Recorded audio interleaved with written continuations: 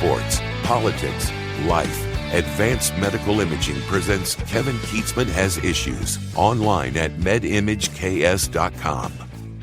Well, we're going to bounce around a little bit on this episode of Kevin Kietzman Has Issues. We're going to start with the Royals because opening day is right upon us. Then we'll get on to the news and back to the rest of the sports. So it's okay. We don't have to follow a formula here. We do this how we want, and I try to stack the show with things that you might find most interesting or important, depending on when you may listen to the podcast. So we'll begin with Royals opening day, and this portion is presented by ticketsforless.com. No fees ever. You can get tickets right now for opening day at ticketsforless.com using the promo code KKHI. You can get in for as little as $50 in the upper deck.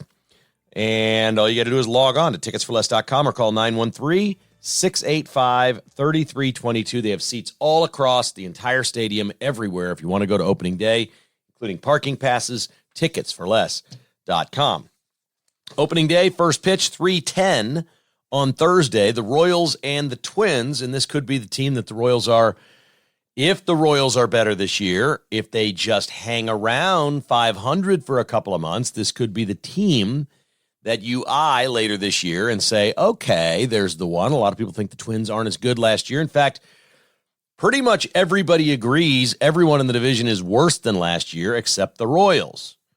Okay, that sounds great, but that's on paper. That's not on the field. The Royals will play Thursday, Saturday, and Sunday. Cole Reagan starts for the Royals on Thursday against the Twins. Seth Lugo goes on Saturday. Brady Singer on Sunday. They build in the off day on Friday in case there's a rainout on Thursday for opening day. Bobby Witt bobbleheads will be given out to the first 30,000 fans that arrive at Kauffman Stadium for the opener this year. We're looking at a beautiful day, about 67 degrees. Andy Reid is going to throw out the first pitch, and I'm actually kind of interested to see what that looks like. I don't know where you stand on this, but I'm kind of interested in seeing how that goes. For Big Red, they'll have a flyover, a giant American flag. There's going to be all kinds of great pomp and circumstance. There's live music around the stadium. Some people will go and not even go into the game. They'll just go and hang out and tailgate and have some fun, listen on the radio, whatever. You can do that as well. It's $20 to park, which in this day and age sounds like an incredible bargain.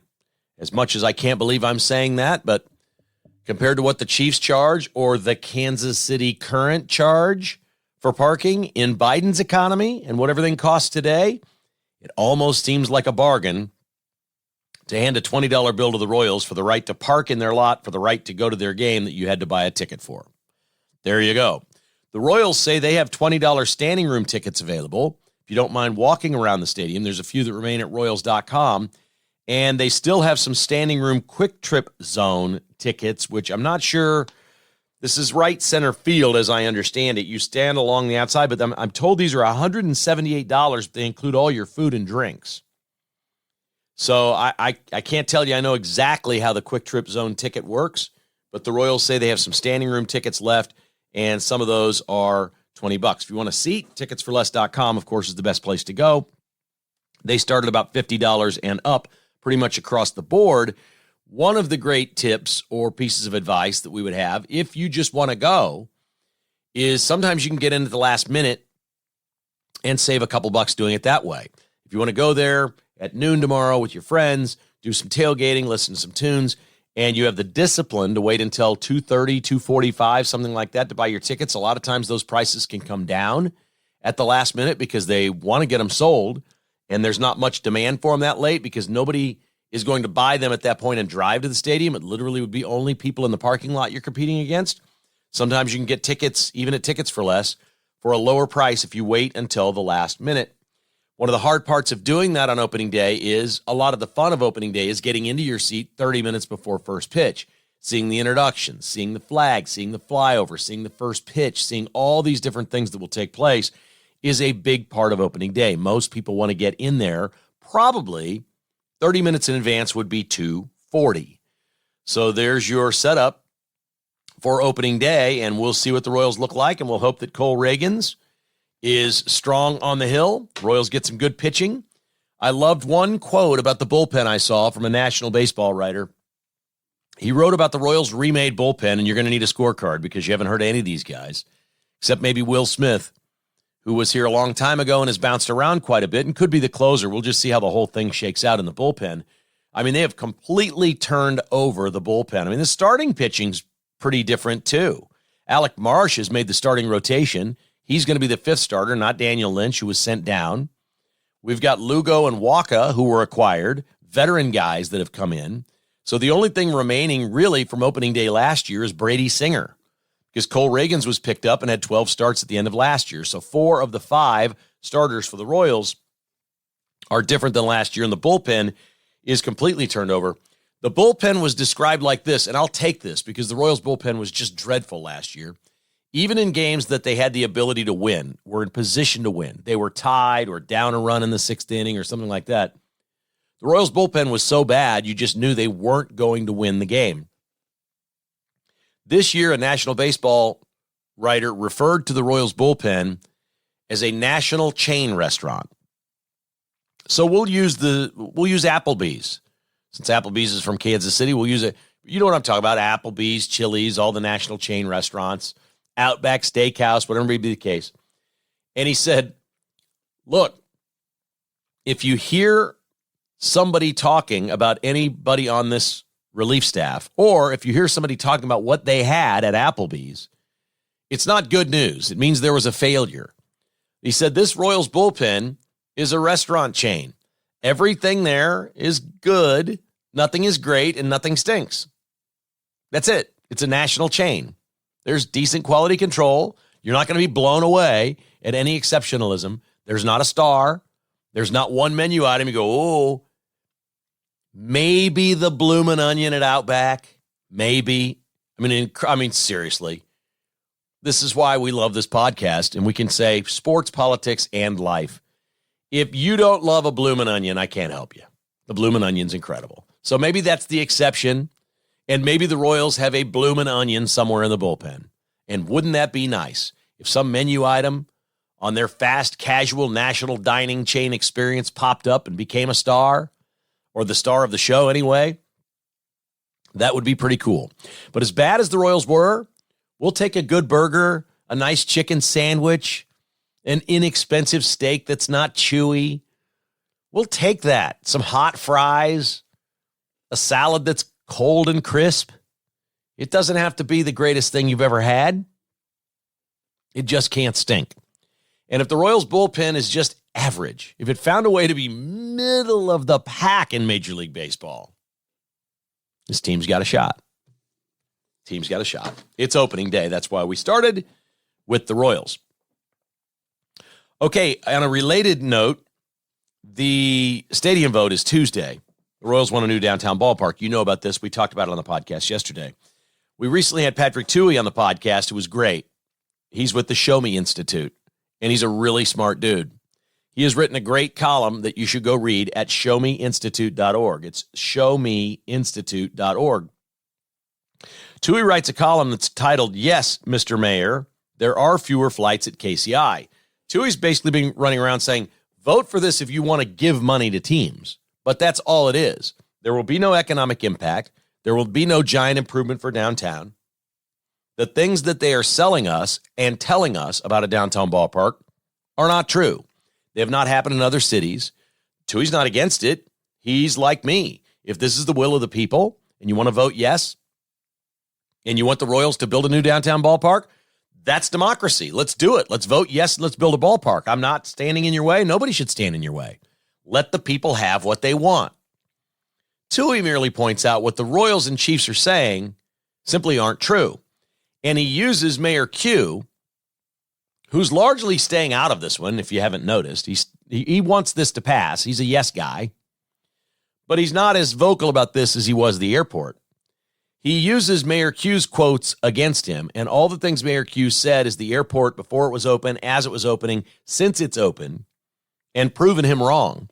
Because Mayor Q completely and utterly runs around and distorts and lies about the new airport. I like the new airport. You probably like the new airport. It is a massive improvement over the old KCI. People who complain about where will I park haven't found that to be a problem. If you like cheaper parking, you're still riding the shuttle bus in. If you like parking right by the terminal, you're getting in that garage and you're parking. Unless it's spring break or Christmas, and then it could be full. I love the new airport. I'm all about it. I'm totally good with it. So don't get me wrong here. But Mayor Q is wrong. It didn't do what the sales pitch was. See, the sales pitch in Kansas City, that we need something nicer and newer, and we need to, like Kansas City's always 10 years at least behind everybody else. So we don't ever say, we need to do this because we're behind everybody else, and we need to have this. We don't ever, that's never the pitch. The pitch is, oh my God, the economic impact, this is going to be incredible. And that's always a lie. And Patrick Tuohey points out that traffic is down at the new KCI. Of course, we had COVID, but so he went back before COVID. January of 2020 versus January of 2024, the new airport has 10% fewer flights and even fewer passengers than that. 2020 annually to 2023 annually, flights were down 14%. So what happened when you built a new airport was costs went up for the airlines. They're essentially taxed to pay for their part. They had to build out new gates. They had to do all this stuff. When the prices go up, the number of people traveling goes down. They wind up with fewer flights because of higher costs, and each flight is now more crowded. So what we truly have with a new airport is fewer flights and more crowded airplanes. That's the result of the new airport. They would never have pitched that. They would never have said, if you give us a new terminal, if you vote yes on a new terminal at KCI, we're going to have fewer flights that are more crowded, but dang, we're going to have this nice new airport. Nobody would have voted for that. So they had to lie to you. They had to tell you there'd be more flights, and it would be more convenient and more this and more that. Most Kansas Cityans don't eat at the airport. You may grab something and get on the plane, but the nice restaurants they have there, I'm glad they're there. Because, yes, there are people that get stuck at KCI, transferring on Southwest, going somewhere else, and they need a place to eat. I'm proud of the airport. If people go to the airport, there's a civic pride to this. You say, isn't this nice? I'm not fond of what they did with the bathrooms and some of the goofy liberal stuff that is just screaming out loud inside the new KCI. I think it's embarrassing. It's not really who we are. But they did what they did. They're in charge. It's Kansas City. The liberals in charge. They're going to do that. Nothing we can do other than outvote them. You're not going to outvote them in Kansas City. You're not. But Tuohey's just such an astute guy, and we love him for pointing out that everything they told us about the airport was wrong. Doesn't make the airport a mistake. Doesn't mean you don't like it. It doesn't mean I don't like it. It just means that what they tell you before the vote and what happens after the vote are two entirely different things. And right now, the Chiefs and Royals, well, the Chiefs are the biggest scam in this thing. I mean, at least the Royals have botched this thing through and through, but at least they say they're building a new stadium. I don't know what the hell the Chiefs are doing with their money. If you can figure that out, it's a grift on their part because they're going to use it to destroy the lower bowl and rip it out and do the World Cup. There's nobody saying vote yes on April 2nd to financially support the World Cup. Nobody's saying that, but that's indeed what this is. It will be supporting the World Cup. The Chiefs will be using a lot of this money to change around Arrowhead for that field and all the stuff they're going to do for the World Cup. Don't even think twice. That's exactly what this money is going to be used for. And they say they're going to turn when they pull out those seats in the lower bowl, when they rip those out, they're going to turn those into field suites in the end zone. That's probably true, but that's still part of the World Cup plan. We have asked for years, how are they going to pay for the World Cup? Who's paying for it? Well, you're looking at it. And if it doesn't work now, it'll be next April. They'll put it back on the ballot and try it again. They don't tell you that. That's the worst part of all these things. And the community benefits thing drives me crazy. We talked about that yesterday. That's just insane. That's just throwing money away. There's a lot of waste. There's a lot of liberal in this thing. It's just Jackson County. It's nutty because there are people on the left that don't like this either. Like Frank White is a Democrat and he's against it. But most people think that's just a personal agenda against the Royals that he's had. I don't know. But Patrick Tuohey, thumbs up, buddy. Nice work. You should go read this. It's pretty cool. At showmeinstitute.org, Patrick Tuohey writes, yes, Mr. Mayor, there are fewer flights at KCI. What they told us would happen did not happen. Ronna McDaniel is the former chair of the Republican National Committee. She is out at NBC News. That lasted about a week. I don't like Ronna McDaniel. I never have. Look, here's what NBC News did. We're going to make too big a deal out of this because we know what NBC is. They're probably the farthest left of all these people. They hire Ronna McDaniel because their favorite thing in media on the left is to find somebody that was a Republican and turn them into a media star that bashes the Republican Party. You know who I'm talking about. Michael Steele, who was chairman of the RNC. Chris Christie's doing this. There's all kinds of people that considered themselves Republicans that will take a fat paycheck from a liberal network and go on there and talk bad about Donald Trump. So there's no shortage of that. So NBC hired Ronna McDaniel to come on and badmouth Trump. They famously didn't care for each other. Ronna McDaniel is out. She did not do a good job as RNC chair. It's all, did you win or did you lose? I mean, it's like sports. You're the manager or the general manager. Did you win or did you lose? Nobody's questioning Brett Beach or Andy Reid, but we've questioned quite a few coaches and general managers in the past, haven't we? But not now because they're winning. Ronna McDaniel not winning. So they hire her, and it was the worst. It was cringeworthy to watch the interview. I thought she was on as a guest. I didn't know they hired her. And she's on Meet the Depressed on Sunday. And this lady's on there just asking these ridiculous questions that only the hardest left, most political people in America would care about. She's revisiting January 6th. She's revisiting the election. And at no point is she fighting back saying, well, don't talk to me about being an election denier or Trump denying the election. Hillary Clinton did the same thing, and so did Al Gore. Why don't they ever answer the question that way? Don't talk to me about election denial when we had Hillary Clinton calling Trump an illegitimate president and Al Gore going to court over a fraudulent election against George W. Bush. Your party invented election denial. Why doesn't anybody ever say that? Nobody ever fights back when they're asked about this. Trump doesn't even say it. They all denied 2016. They're the inventors of election denial. And there's Ronna McDaniel, like a fighter on the ropes, just taking it on the chin from this host. I mean, she's just getting clobbered right and left. And waiting in the next segment is up Chuck Todd. And he's coming in and he's going to be a panelist now because he's no longer the host.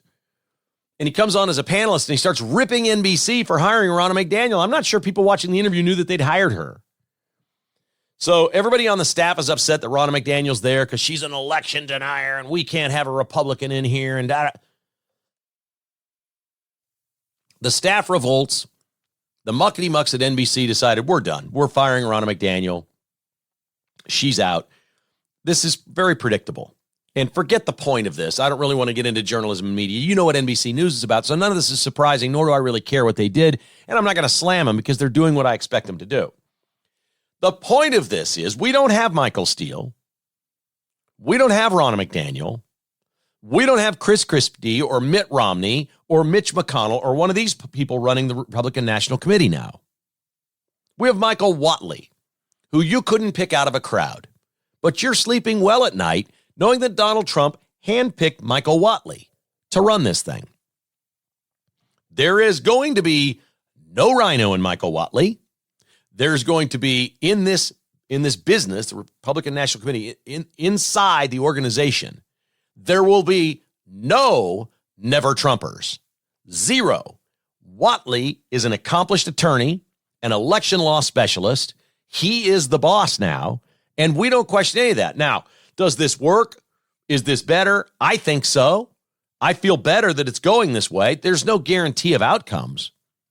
I can't tell you that he's, Bill Belichick or Andy Reid or Nick Saban and is just going to win. I can't promise you that.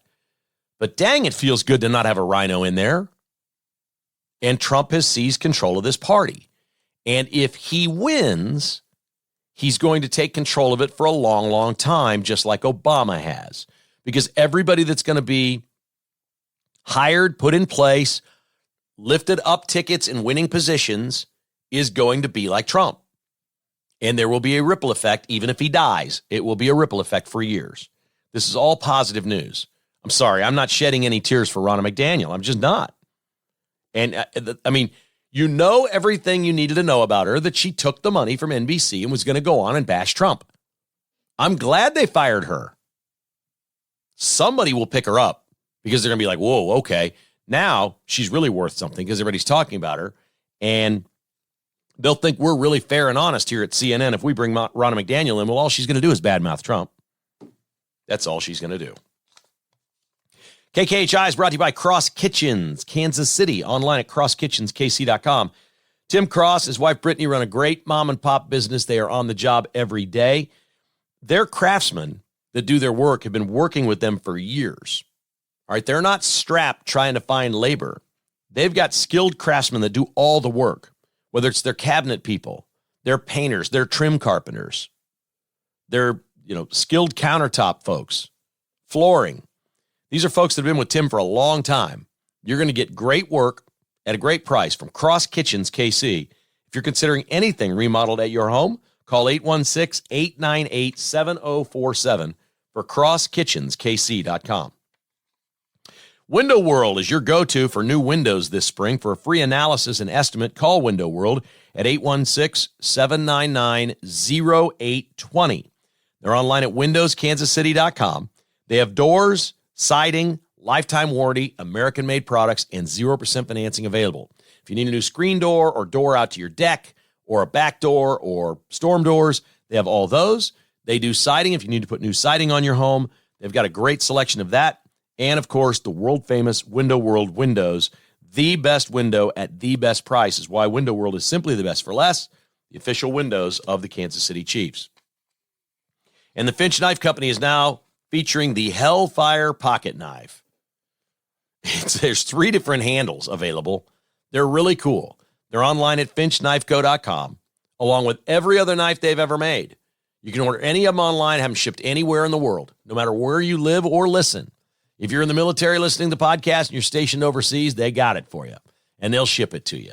The Hellfire from Finch Knife Co. If you live in Kansas City, head on over to Shields in Overland Park. They've got a great selection of Finch pocket knives right there in the sporting goods area with the guns and the knives upstairs, or other locations around town, or their network of dealers that you can find on their website, finchknifeco.com.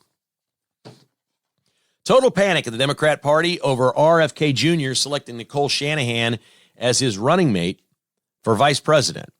And the reason is that, well, there's only one reason. They're afraid RFK is going to get on the ballot everywhere. Nicole Shanahan has deep pockets. She's the ex-wife of a Google co-founder. She's a lawyer. She's already poured a ton of money into the RFK campaign. So she basically bought her way to the vice presidential ticket. She's 38 years old. She says she's a disillusioned Democrat, and she's going to try to court disillusioned Republicans, whatever that is. Here's what I know. Nicole Shanahan is not taking one Trump voter away. Not one. Now, the rhinos that say they're not going to vote for Trump anyway and are looking for somebody else to vote for, she may get those and lock some of those up. I doubt it. She's a vice presidential candidate. It won't likely work. If she takes anything, in my opinion, she's going to take women. She's going to take young abortion freak women, the Swifties. The preachy females that James Carville talks about. That's who she's going to get to this ticket, and those are all Biden voters. So this is a big week for Donald Trump. He saved a bunch of money in court. RFK's selection is excellent here. If he selected Mike Rowe or even Manchin or somebody like that, you could see maybe this would hurt the Trump ticket a little bit. This couldn't be going better. The Democrats have gone crazy. They had a conference call yesterday with leading Democrats and journalists around the country, which is how the Democrats do it. When they're in panic mode and they need help, they have these big conference calls. They get conference calls going and they start talking about RFK and Nicole Shanahan, and they start the journalism machine cranking out stories, and here they go. They said this is dangerous. She's dangerous. All the hits started coming. They're trying to, create some sort of a narrative. The DNC and the Democrats, the well-funded Democrats, are now hiring an army of lawyers to go after RFK to keep him off the ballot. More election interference. They're going after Trump in courts. They're going after RFK to keep him off the ballot. So they'll be filing lawsuits in states everywhere to stop him from getting on the ballot. This is unbelievable how undemocratic the Democrats are. They do not want fair votes. The last thing they want is open, fair, transparent, and honest votes. They're not interested. And now they're going to turn so much of their attention to RFK to keep him off, because there's not a poll anywhere that shows if RFK is on the ballot in the 7 or 8 swing states, it's over. Trump wins. It's done. It's over. With the polling's very clear on this, that he takes Biden votes away. It's very clear. And they know this. So they're going to focus, obviously, in the swing states. They're not going to worry about California at this point. But they're going to focus on the swing states. And right now, RFK becomes a huge target of smear attacks from the Democrats. And most of this will be ballot access work. And it will be lawyers. And now there is discussion, because No Labels is actually on more ballots than RFK. Will No Labels and RFK sort of coalesce? Because No Labels has not said who their candidate is. Will it become RFK? And then he becomes the No Labels candidate, which is kind of weird, because it'll be 2 Democrats. It's going to be 2 Democrats, hard left Democrats, by the way. There's certain things RFK is left of Biden on, like the environment, Green New Deal spending and stuff like that. He's farther left than Biden. He's way left on a handful of things, but reasonable on things like we got to have a closed border. We have to have a free speech in this country and cannot allow big tech to censor free speech. There are certain things in vaccines and healthcare and, good food. Those are things that people in most people in America, regardless of party, would agree on. We should have a closed border. We should be careful what we put in our bodies. That seems pretty reasonable. But some of the other things, it's all far left. So you'd have literally 2 elitist far left people running on the No Labels ticket. So I'm not sure they can go RFK and Nicole Shanahan. More panic from the Democrats was displayed on Tuesday with Karine Jean-Pierre. Karine Jean-Pierre was on a Charlotte, North Carolina radio show with the news director of the radio station named Mark Garrison. This is not a show host. This is the news director. This is the guy that does the updates, goes and covers stories. If you listen to like KCMO, KMBZ, these stations, they have a news guy, not a show host. So the White House contacts this station in Charlotte and says, the president is coming to North Carolina, and we'd like to do they want to get on radio because they want people to come to the rally. Nobody goes to his rallies. So Karine Jean-Pierre is going to be interviewed by Mark Garrison. Well, Mark Garrison gets on, and he's basically extracting sound bites here that they're going to do news coverage. This is not a host. This isn't going on Kevin Keatsman Has Issues and getting, sideswiped by a podcast host, something like that. They handpicked this guy in this station. What does Mark Garrison start doing? He starts asking legitimate questions. First out of the chute, Karine Jean-Pierre, does President Biden have dementia? Simple question. And she doesn't like the question. I'm insulted. She's offended, blah, blah, blah. You know how she handles these things, not very well. And he said, okay, this is not a guy. He was not going to debate her. He's just asking questions. The next one's a very simple question. How does the president expect to earn people's vote when they don't have as much money to buy the things they need? Now she's had it. And she says, well, we've done this and we've done that, and stammers through a couple of paragraphs of mishy-mushy stuff about what Biden's done on the economy. He's done more of this than any other president. And she goes, and with that, Mark, thank you for your time. I've got to go. Take care. And she hangs up the phone. And the interview is over. She'd had it with Mark Garrison. You're asking me about a bad economy and a president with dementia. Well, really, if you're going to do an interview, what do you think what does Karine Jean-Pierre think we are talking about out here regarding her boss? Those aren't even groundbreaking questions. They're just logical questions. He's not reinventing the wheel here. But God bless him for doing it. So then he goes on a show host, a hosted show in the afternoon, a local guy that does the show. This Garrison goes on and says, we'll play the whole thing here. It's not very long. They play the whole thing, and now the host is just railing on her. Oh, my God. So she becomes, and Biden becomes the topic. They called a North Carolina radio station because the president of the United States was going to go there and have a campaign speech, and they wanted people to come to the rally, and it turns into a crap show for the entire campaign as the hosts are now making fun of them because she quit on an interview because she doesn't like a real question. How in the world are they going to get... See, you can't run from what people know and feel. You can't do it, and they will not face it. They simply won't face it. He didn't even get to ask a question about immigrants in the open border. He didn't even get there, but she had to know it was coming, and she's like, I'm out, man. I'm out. This is a huge... You cannot overstate how important a presidential race is locally. Like, Trump's going to win Kansas and Missouri. Most of the listeners who listen to this are in Kansas or Missouri right now, so we don't have a lot of this going on. They're not calling me saying, hey, I want to come on the podcast and promote my rally and whatever. We know Trump's going to win Kansas and Missouri, but North Carolina is a battleground. I don't see any way when this has got to just be a massive story in the state of North Carolina. Massive story. That your single job as White House spokesperson is to do interviews and talk about your president and the policies. She has a singular job, and she quit in the middle of it with a local news reporter, not a show host arguing with her, not somebody offending her, not some, she didn't go on with Rush Limbaugh or something. She just went on with a guy asking questions, and she couldn't handle it. And she hangs up.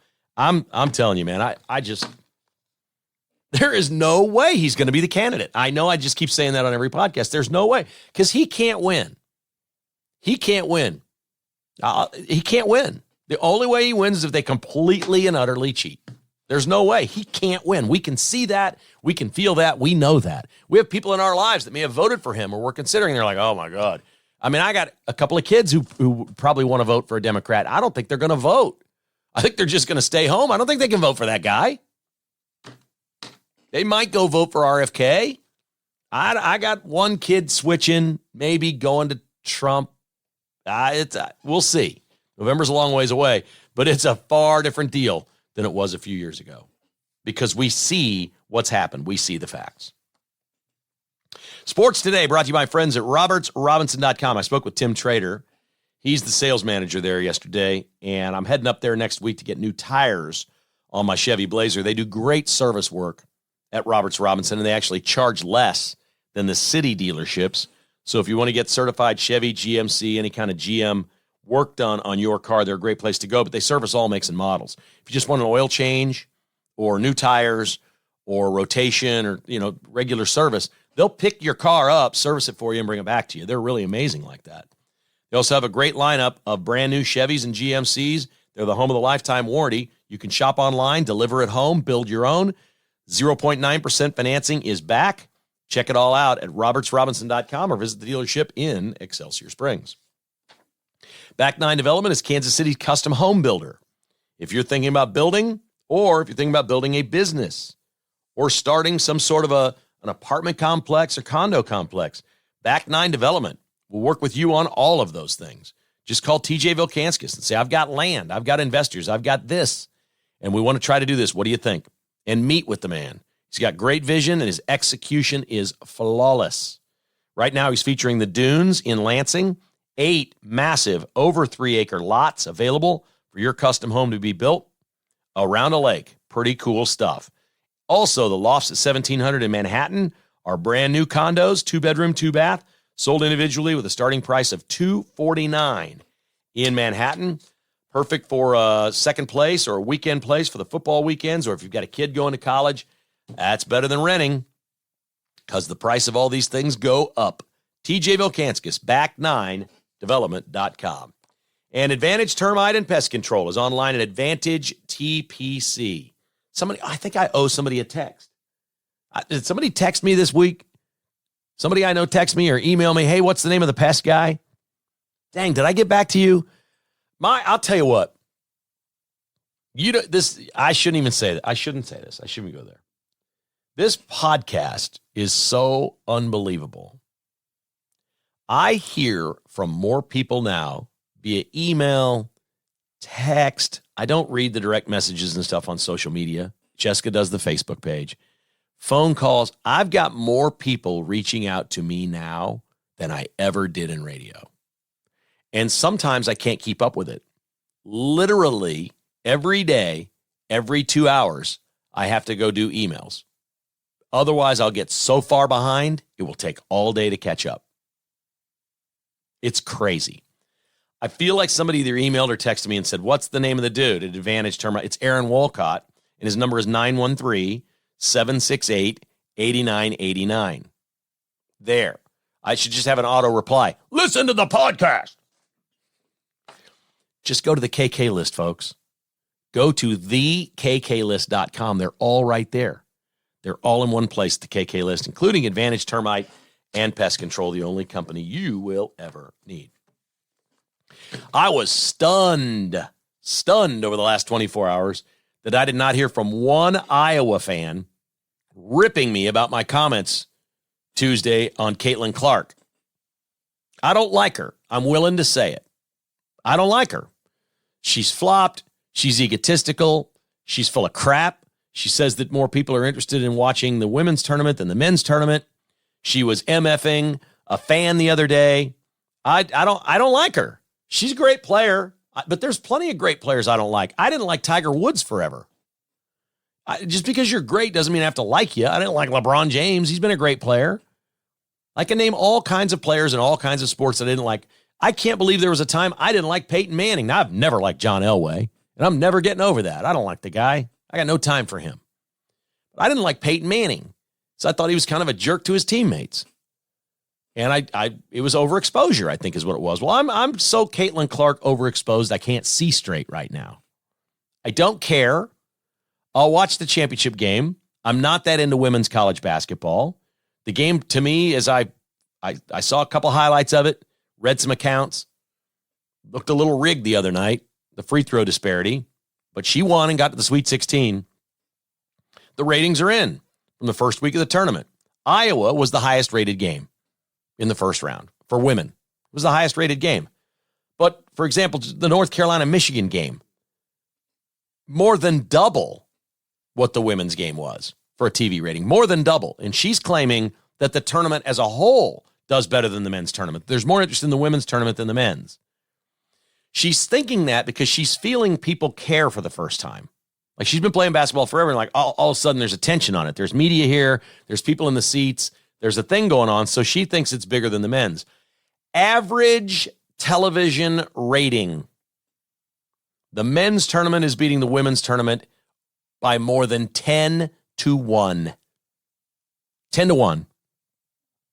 So that means for every 11 people that like watching college basketball, one of those 11 will be watching the women's tournament. She's just off her rocker. That's all. It's gone to her head. That's fine. It happens. I've seen it happen before with a gazillion athletes. But when I see it happen, I don't like somebody, and that's okay. I want to thank the Iowa fans for not blasting me about this. She is unlikable. We know that you love her. It's okay that you love her. We all, you know how many people don't like Patrick Mahomes? He's a jerk too. Honestly, he sits there and that little hand thing he does to his offensive coordinator, give me the play. Come on, man. I'm Patrick Mahomes. Give me the play. If you're not a Chiefs fan, there's a lot about the Chiefs you don't like. It's okay to like your guys and other people not. It's actually a compliment. It is a compliment for other people to not like your star player. We all hated Tom Brady forever. It's a compliment. Iowa fans, embrace it. Embrace the hate. I can't be the only person that is already sick of Caitlin Clark and will never watch her play in the WNBA. When she's gone from college, we won't hear about her, thankfully. She'll be off in the WNBA. Even the media is complicit in this. They're pushing this like the women's tournament. It's doing way better than it's ever done, which is great. I'm all for that. Don't compare it to the men's tournament. Just don't. Just don't. They've been trying to compare the WNBA to the NBA forever. The NBA isn't even that big of a deal. Their TV ratings stink. But the women's ratings are a fraction of stink. Ugh. Sweet 16 reset in Vegas. Oh, this is the men's tournament. Should I denote that? UConn is the Vegas favorite, followed by Houston, Purdue, Arizona, and North Carolina. There's the top 5 favorites. It seems it would be unlikely that one of those 5 teams doesn't win. I think it was Andy Katz, one of the national guys. Seth Greenberg, maybe it was. I like Seth Greenberg. said at the start of this tournament, I will be stunned if UConn, Houston, or Purdue does not win this tournament. Right now, UConn and Purdue look better than Houston. Arizona and UNC maybe do too. We'll see how it all plays out. It's going to be a fun Sweet 16. I know we don't have a dog in this fight. Iowa State's still alive. I guess we can all root for them. I don't know anybody that doesn't like Iowa State. I don't even think Iowa fans hate Iowa State. I don't think it's that kind of rivalry. Every KU, K-State, or Missouri fan that I ever met, or even Nebraska fans, Oklahoma, they're all like, yeah, we like Iowa State. Like you'd love your little brother. Like anybody can root for Iowa State. So there you go. Let's jump on that bandwagon. The NFL has changed its kickoff rule according to reports. Owners have approved the kickoff rule. They're basically turning into the XFL kickoff rule. Here's how this works, and this is a big deal, folks. Here's why it's a big deal. XFL games average 8.5 kick returns per game, kickoff returns. The NFL last year averaged 2.2. In the Super Bowl last year, there were 0. Both teams had great kickers who just bombed it out of the end zone. 0 kick returns. Those days are over. The first kick return of the new rules will be the Chiefs game at Arrowhead on Thursday night to start the season. The kicker will kick from the 30. If you kick it in the end zone, out of the end zone, if that's your game plan, if that's what you do, it's my understanding the team is going to get the ball at the 40-yard line. So you don't kick it out of the end zone. The kicker is going to stand back there at their own 30 all alone. At the opposing 30 is going to be the receiving team's 10 blockers. On the opposing 35-yard line, 5 yards away, is going to be the kicking team's 10 tacklers. None of those 20 players can move until the kick is caught by the return man who stands near the goal line. As soon as he catches it, the play is on. This is so much better. They stopped kickoffs because of injuries. There's no data, well, there's actually data in the XFL that this prevents injuries. This is more regular football. The guys are 5 yards apart. They start blocking each other. You go tackle a guy and you have a real football play. We're expecting to see way more kickoffs than not returned. This is pretty cool stuff. It doesn't sound like much. Folks, they scattered those kickoffs between commercial breaks. They do a 3-minute commercial break, come back, kick it out of the end zone, do a 2-minute commercial break. You'd go 6 minutes without seeing a football play. We saw this over and over and over, and nobody likes it. Now, if you're older and you got a tiny bladder, maybe it's a big deal that you got time to go to the bathroom every time and not miss anything. But for my money, all of football can change to this. College can do this too. I mean, if they're really worried about player safety, which they don't seem to be as much in college, I think you could just back it up another 5 yards and get more kickoffs. I'd be okay with that too. Anything for more actual football plays in a game is good for business, and the NFL knows that. How about this scandal with former Missouri star Jontay Porter from Columbia, Missouri? Jontay Porter has a 2-way contract with Toronto in the NBA. He only makes $415,000 a year. He barely plays. But a couple weeks ago, he played and got hurt. He got an eye injury. 4 days later, he's ready to play, and there's been a lot of betting on Jontay Porter at DraftKings and other sites on under. Like under 4.5 points a game, under 0.5 3-pointers. They saw unusual amounts of people betting it, an unusual amount of money. Well, of course they saw that and lost. They wouldn't tell us when they saw an unusual amount of betting and won, would they? They went straight to the NBA whining and complaining that there's some sort of scandal going on with Jontay Porter, and they say it's because he only makes $415,000 a year. He's working with bettors, and he's going to go out there, and if he gets a 3-pointer, he's going to miss it. Now, I can't imagine how stupid Jontay Porter would have to be to do that. If you're on a 2-way contract and you get a chance to play, you better be trying to make every basket you can to stay in the NBA and make some real money. I don't think you're out there trying to escape a couple $1,000s a night out of missing 3-pointers. I could be wrong. Maybe he's in debt. Maybe he feels like he's never going to make it as a real NBA player. I don't know. But the NBA is investigating Jontay Porter. The Porters, of course, are from Columbia. And he's a good player, but he's not the kind of player you expect to score more than 5 points or to hit 2 3-pointers in a game. And so there's been a lot of activity on his unders. but he has been hurt.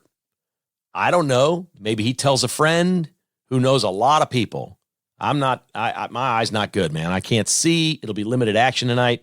The last one, he went under. He only played 3 minutes, and they took him out of the game. And after the game, he said he just couldn't see. His eye injury was so bad, it was in pain, and he couldn't see right, and so he came out of the game. So they're wondering if he told somebody related to sports gambling, I'm coming out of this thing saying I'm hurt tonight. And so bet the unders on me. Again, you're just betting on the player to not score that night, and he certainly could control that. So this is a legitimate thing, I guess, to look at. I just want one time for DraftKings or somebody to step up and say, boy, we saw a lot of suspicious betting here, but we won a bunch of money. They were all wrong. Because I know that happens. I just want them to come forward once and say that. Dr. Jeremy Fry and his team of orthodontists would love to treat you, your child, anyone in your family or circle to a great new smile. Teeth love us. You will too at fryorthodontics.com with 14 locations. Get that perfect smile for life that's right for you. Individual goals are the key to the best treatment. And you will get that. Your first appointment is free. fryorthodontics.com for a consultation on what you would like to do. Great Life KC, play more golf. Golf and fitness memberships all over Kansas City, inclusive the Classic membership. 6 courses, one price from Leavenworth to Blue Springs for an individual or a family. Or you can join one of the signature clubs like Staley Farms, Prairie Highlands, right where I live, Falcon Ridge, Canyon Farms. You call my man Jay Elsie over at Falcon Ridge. They've got a handful of memberships left for this year. The number there is 393-GOLF. That's 393-4653. Ask for Jay Elsie at Falcon Ridge. Say, I want to get paired up with the Keatsmans sometime.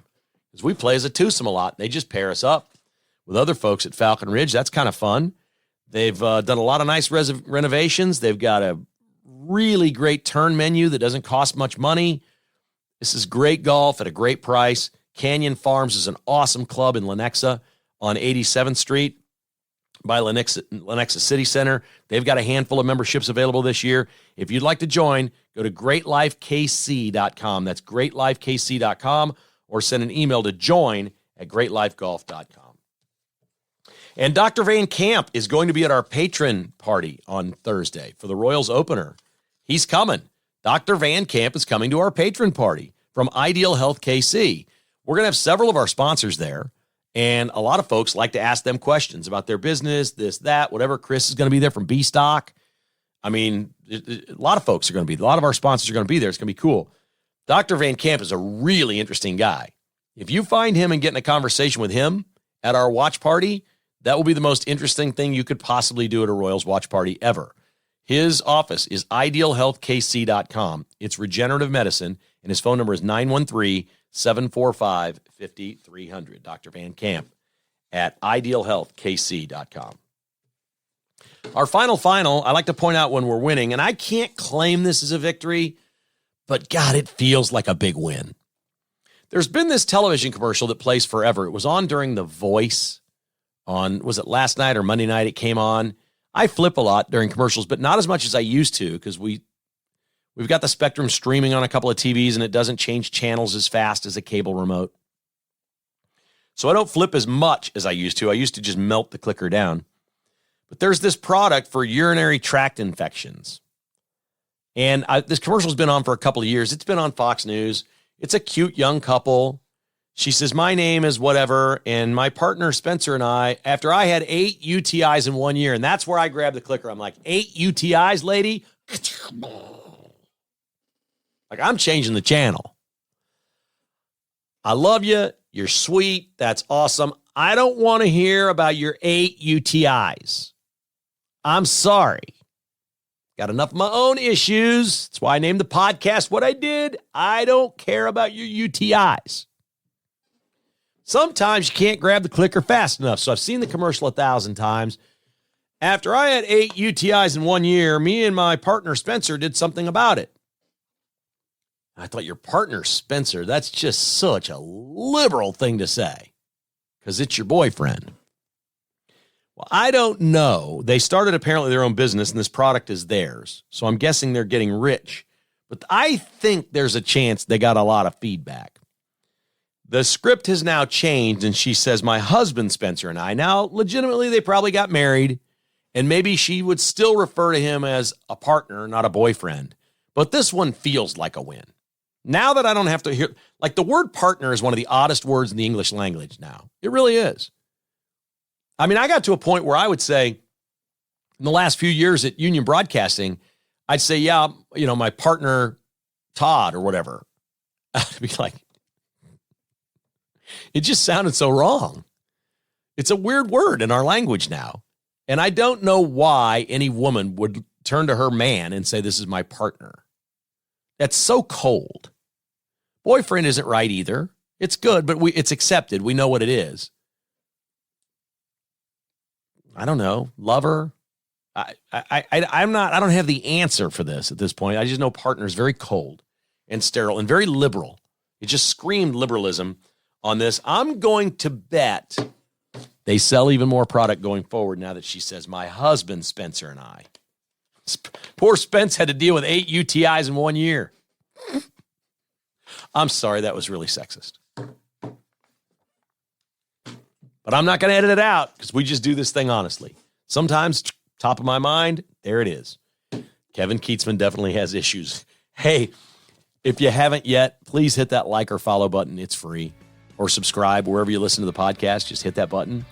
And if you did me a favor this week, you'd be doing me a huge favor if you just told one person about the podcast. Give it a listen and have him or her, he or she, they or them, hit that like or follow button, and we'll get more and more people listening every day, and that is always a good thing, so we can win some elections in November. With Kevin Keatsman Has Issues. Kevin Keatsman Has Issues has been presented by Roberts Robinson Chevrolet GMC and is produced by Crooked Tail Media. Please hit the like or follow button wherever you listen or give us a review. For premium content podcasts and weekly newsletter, join as a patron at kkhasissues.com for as little as $5 a month. Support all our sponsors and other conservative businesses at thekklist.com. This has been a production of Crooked Tail Media, Incorporated.